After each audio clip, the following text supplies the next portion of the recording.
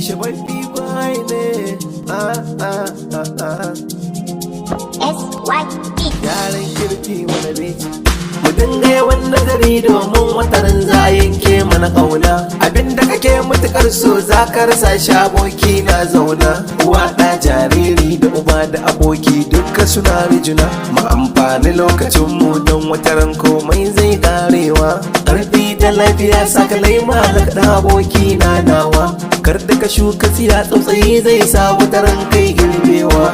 Alkairi tushen daɗi ɗan uwa na zo kai yi gwadawa. Ƙarshe bai tausan wani abin da kai shi zai maimaitawa. Kar da ka ɗau duniya da ado wataran za ta sa kai kokawa. Alkairi kullum daɗi wataran zai sa kai darawa.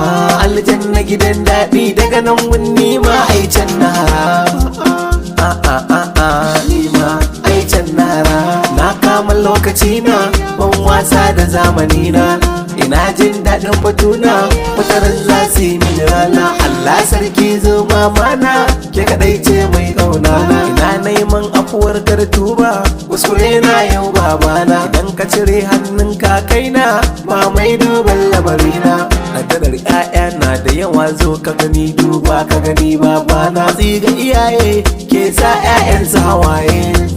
Daga sanda ya bushe sun zama 'yan tawaye. Yarinyar ta bijire yaran ma ya bidire. Shi kenan fankankan komai yau kankankan. Komai yau dai ya kare komai ya zama fanfanfan. Yau dai komai ya kare komai ya zama fanfanfan. Ga madara ga alkaki daɗi mun masa fintankan.